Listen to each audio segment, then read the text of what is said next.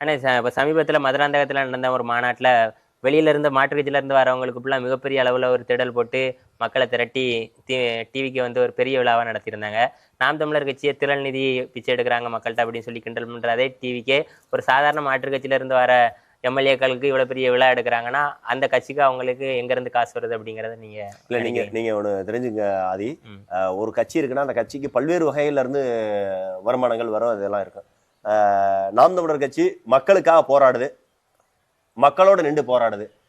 நம்ம போராட்டத்துல ஆகக்கூடிய செலவுகள் அனைத்துமே அங்க கூடக்கூடிய மக்களுக்காகத்தான் எல்லாமே நடக்குது. அது கட்சிக்காரங்களும் மக்களும் எல்லாருமே பொதுமக்கள் தான். பொதுமக்கள்ல ஒரு நபர் தான் நாம் தமிழர் கட்சிக்கு வர்றாங்க. அப்ப நம்மளுடைய கட்சி நமக்கு நாமேன்ற மாதிரி தான். நம்மளுடைய கட்சி நம்மளுடைய செலவுகளை நாமளே பாக்குறதுக்கு திரள் நிதி நம்ம வாங்கிக்கிறோம். இந்த திரள் நிதி வச்சு யாரும் கோடீஸ்வர வாழ்க்கை வாழலை. அதை வந்து மற்றவங்க பரப்புரை செய்யறாங்களே தவிர அது வல்ல, அது உண்மை அல்ல. அந்த அளவிற்கு திரள் நிதியை நாம் தமிழர் கட்சிக்கு வருவது கிடையாது. கிடைக்கக்கூடிய நிதியை வச்சுதான் இந்த கட்சியே வந்து இதுவரைக்கும் 15 ஆண்டுகள் தாக்கு பிடிச்சி இந்த மக்கள் பணியில நிக்கிறோம். இன்னைக்கு மக்கள் பணியில நிக்கிறதுக்காக மக்கள்கிட்ட இருந்தே உதவி வாங்கி மக்களுக்காகவே நம்ம செலவழிக்கிறோம்.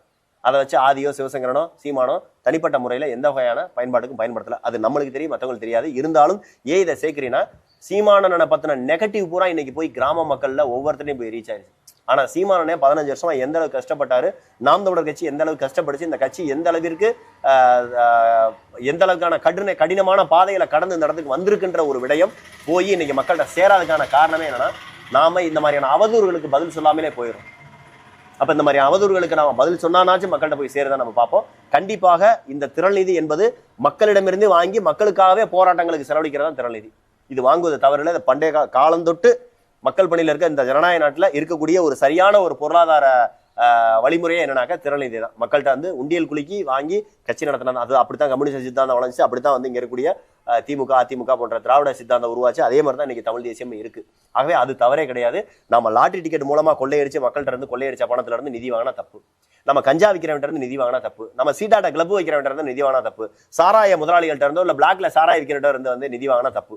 அல்லது வேற எங்கேயாவது கொள்ளையடிச்சு பிரார்த்தல் பண்ணிக்கிட்டு இருக்க வேண்டாம் நிதி வாங்கினா தப்பு. மக்கள்கிட்ட இருந்து நிதி வாங்கி மக்களுக்காக போராடுற தவறே கிடையாது. தாவேக்காவுக்கு எங்க இருந்து பணம் வருதுன்றா நீங்களும் நானும் சொல்ல தேவையில்லை, காலம் அதை உணர்த்தும். நாம இப்ப கட்சி ஆரம்பிச்சு 6 மாசத்துக்குள்ள அவதூறு பரப்புறாங்க. எதுக்கு அவதூறு பரப்பிட்டு காலம் தெரியப்படுத்திடல. இன்னார் தாண்டா முதல் போட்டவன், இன்னார் தாண்டா முதலமைச்சர், இன்னார் தாண்டா முதல் போட்ட அமைச்சர் என்னைக்கா தெரிய வந்து அன்னைக்கு தெரியும். டிவிகே விஜய் முதலமைச்சர் ஆகிறதுக்கு முன்னால நிறைய திரைத்துறையில இருக்கிறவங்க அரசியல் சம்பந்தமா பேச மாட்டாங்க. இப்போ டிவிகே விஜய் வெற்றி பெற்றதுக்கு அப்புறம் அண்ணன் ராகவலாரன் சார் இருக்கட்டும், சமீபத்தில் இந்த மாஸ்டர் மகேந்திரன் என்ன சொன்னாருன்னா, கேள்வி கேட்டா கரண்ட் வந்துருமாங்கிற மாதிரி நக்கலா பதிவு சொல்லியிருந்தாரு. அதெல்லாம் பைத்தியம். அதாவது அந்த பையன்லாம் பேசக்கூடாது. அது பேர் என்ன இருக்கு, மாஸ்டர் மகேந்திரன். மாஸ்டர்னா யாருக்கு பேர் வைப்பாங்க? அந்த பையன் வந்து குழந்தை நட்சத்திரம் தான் இருந்தா. அப்படி எனக்கு நல்லா தெரிஞ்ச பையன், அதெல்லாம் தெரியாமல இல்ல, எனக்கு நல்லா தெரிஞ்ச பையன் தான். நான் அவருடைய தொடர்பு கூட நம்ம நண்பர்களோட இருக்கும்போது அவர்கிட்ட தொடர்புபடுத்தி எல்லாம் பேசியிருக்கேன். எனக்கு ரொம்ப நான் திரைத்துறையில கொஞ்சம் நட்பு பழகும் போது நெருங்கிய நண்பர்களா இருக்காங்க. அவங்க எல்லாம் கூட அவருக்கு வந்து ஒரு படங்கள்லாம் போய் கதையெல்லாம் சொன்ன நண்பர்களா இருக்காங்க. நல்ல எனக்கு ஒரு அறிமுகமான நபர். என்னையே அவருக்கு நினைவு இருக்காது. நான் அவரை நிறைய இடங்கள்ல வந்து இந்த கதை சொல்லும் போது நண்பர்கள் போகும்போது சந்திக்கும் போது வாய்ப்புகள் இருந்து நான் பார்த்திருக்கேன். ஆனா வந்து அவர் வந்து மாஸ்டராகவே என்ன வரை இருக்காரு. மாஸ்டர் மகேந்திரன் மாஸ்டராகவே இருக்காரு. கொஞ்சம் குழந்தைத்தனத்துல இருந்து வெளியில வரணும்.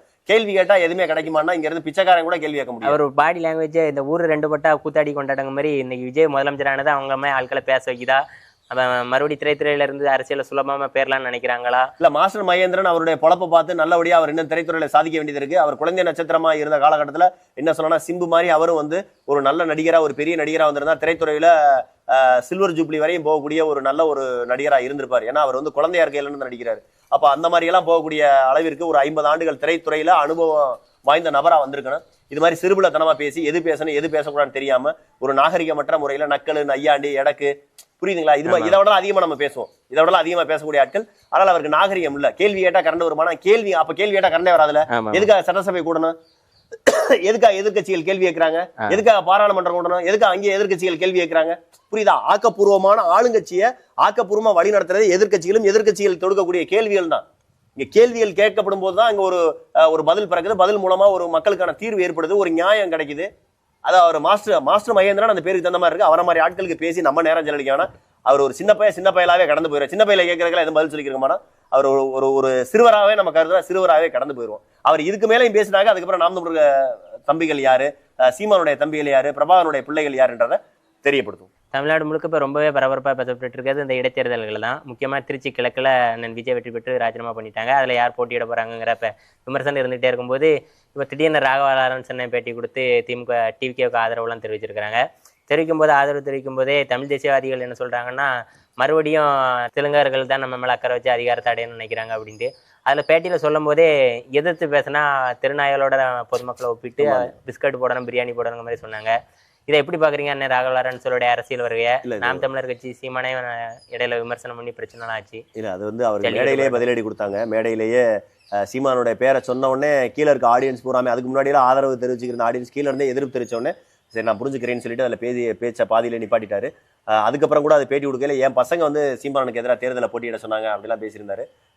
நாகரிகமற்ற நபராக நான் லாரன்ஸை பார்க்குறேன். ரொம்ப ஒரு மகா மட்டமான பேச்சுக்களை பேசுறாரு.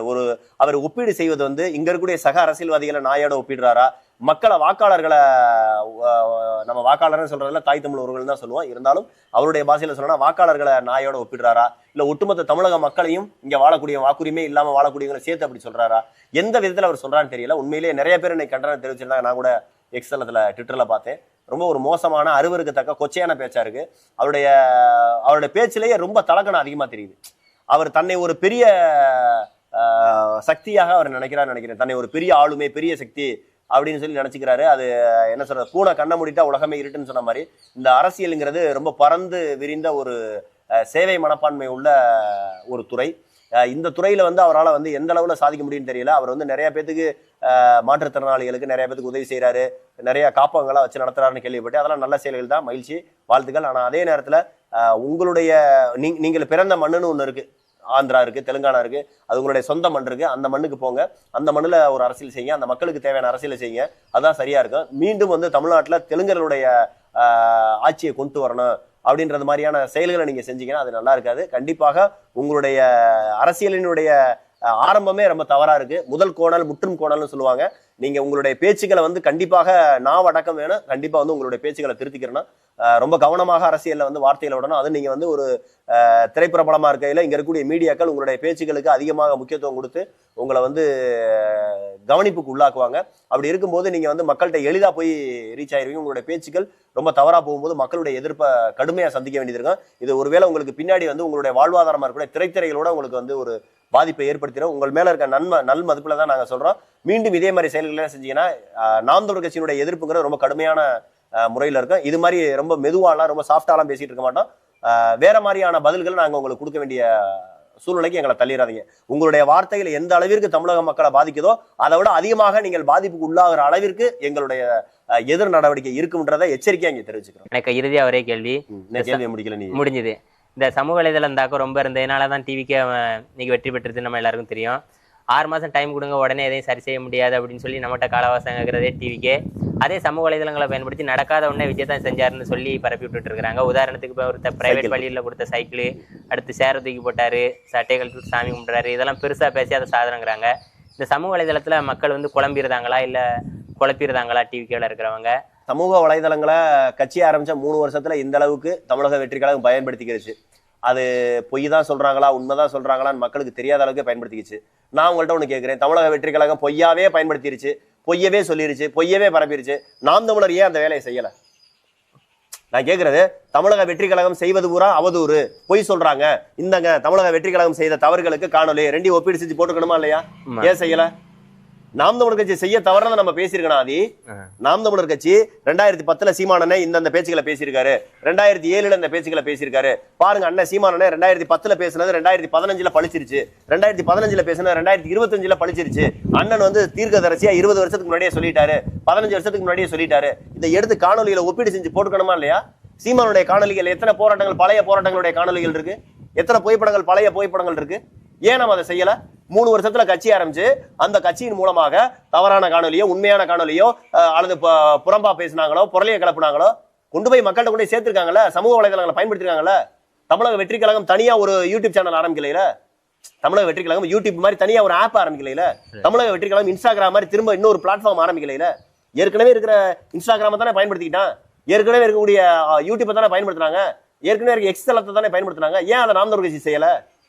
நான் என்னைய பொறுத்தல ஒண்ணு சொல்லுவேன், தமிழக வெற்றி கழகம் உண்மையவோ பொய்யவோ கொண்டு போய் மக்கள் மத்தியில சமூக வலைதளங்களை பயன்படுத்தி சேர்த்துருச்சுன்னா 15 வருஷமா நாம போராடிக்கிட்டு இருந்த நாம அதை ஏன் செய்ய தவறணும்? தமிழக வெற்றி கழகம் செய்த தவறுகளையும் சுட்டி காட்டியிருக்கணும். அவர்கள் போலியா பரப்புரை செஞ்ச காணொலிகளையும் நம்ம மக்கள் மத்தியில் அப்பட்டமா தோலுரிச்சு காட்டியிருக்கணும். நாம் தமிழர் செஞ்ச நல்லதையும் கொண்டு போய் சேர்த்திருக்கணும். இதுதான் நாம் தமிழர் கட்சி சோசியல் மீடியா பயன்படுத்த விதமா இருக்கணும். நாம பயன்படுத்த தவறிட்டோம். உண்மையாக இருக்கக்கூடிய நாம் பயன்படுத்த தவறிட்டோம். பொய்யாக இருந்த இன்னொரு கட்சி வந்து பயன்படுத்தி ஜெயிச்சிருச்சு. நம்மளுடைய தவறை நம்ம உணர்ந்தோம்னா ஜெயிக்க முடியும். இன்னமும் தமிழக வெற்றி கழகத்தை குறை சொல்லிக்கிட்டே இருந்து தமிழக வெற்றி கழகம் அப்படி, தமிழக வெற்றி கழகம் இப்படி சொல்லிக்கிட்டே இருந்தீங்கன்னா விஜயனே தமிழக வெற்றி கழகத்தை நாம் தமிழர் கட்சி விமர்சிப்பதை குறைச்சிக்கிட்டு இந்த ஒரு குறைந்தபட்சம் 6 மாசம் ஆச்சு நாம் தமிழர் கட்சி வளர்ச்சிக்கு என்ன செய்யறது? இடைத்தேர்தல் ஆரம்பிச்சிருச்சு. இடைத்தேர்தல் இப்பவே வேட்பாளர் வச்சு வேலையை ஆரம்பிச்சா தமிழக வெற்றி கழகம் வர்றதுக்குள்ள மக்களை போய் சென்றடைஞ்சிடல. கடைசி 15 நாளும் கடைசி 30 நாளும் போய் ஒவ்வொரு தெருவா போய் என்னைக்கு போய் நம்ம முடிக்கிறது? இப்ப விட்டா தெருமுனை பிரச்சாரம் வரையும் போய் செய்யலாம். டோர் பை டோர் பிரச்சாரத்துக்கு போகலாம். ஒட்டு மொத்தமா 5 தொகுதிக்கு ஒவ்வொரு மாவட்டம் இந்த மாவட்டம் இந்த தொகுதின்னு பிரிச்சு வேலை செஞ்சா நேரம் வேலையை ஆரம்பிச்சிருக்கணும். நாம் தமிழர் கட்சி எவ்வளவுக்கு எவ்வளவு நம்மளுடைய களப்பணியில முக்கியத்துவம் கொடுத்து எவ்வளவுக்கு எவ்வளவு கிளையை கட்டமைக்கிறோம், எவ்வளவுக்கு எவ்வளவு உறுப்பினர் சேர்க்கை முகாமை துரிதப்படுத்துறோம், எப்படியெல்லாம் மக்கள் மத்தியில கொண்டு போய் நம்ம காணொலியில சீமானுடைய உழைப்ப, சீமானுடைய பேசின பேச்ச, ரத்தமும் வேர்வையும் சிந்தி அவர் ஒவ்வொரு மேடைகளையும் கத்தி கத்தி பேசின பேச்ச, மூச்சை பேச்சாக்கின பேச்சை கொண்டு போய் மக்கள் மத்தியில சேர்க்கிறது நம்மளுடைய கடமையா இருக்கணும். கிளையை கட்டமைக்கிறது நம்மளுடைய கடமையா இருக்கணும். கட்சியை வளர்க்க நம்மளுடைய கடமையா இருக்கணும். ஒரு நபர் கூட நாம் தமிழர் கட்சியை விட்டு வெளியேறக்கூடாது. 100 புதிய உறுப்பினர்கள் வரதை விட ஒரு பழைய பொறுப்பாளரோட வெளியில போகக்கூடாது. இப்படி இருந்தா நம்ம ஜெயிப்போம். அதை விட்டுவிட்டு இல்ல தமிழக வெற்றி கழகத்தை விஜயனை மட்டும் குறை சொல்லிட்டே இருந்தோம்னா நம்ம இப்படி சொல்லிட்டே இருக்கணுமே தவிர வெல்வதற்கான வாய்ப்புகள் நம்மளுக்கு குறைஞ்சிடும். அப்ப நாம ஜெயிக்கிறக்கான வழி மீண்டும் களப்பணி. சீமானுடைய வேர்வையும் ரத்தத்தையும் எப்படியெல்லாம் சிந்தி உழைச்சாரு அப்படிங்கிறத கொண்டு மக்கள் மத்தியில கொண்டு சேர்க்கணும். நன்றி, வணக்கம். நன்றி, வணக்கம்.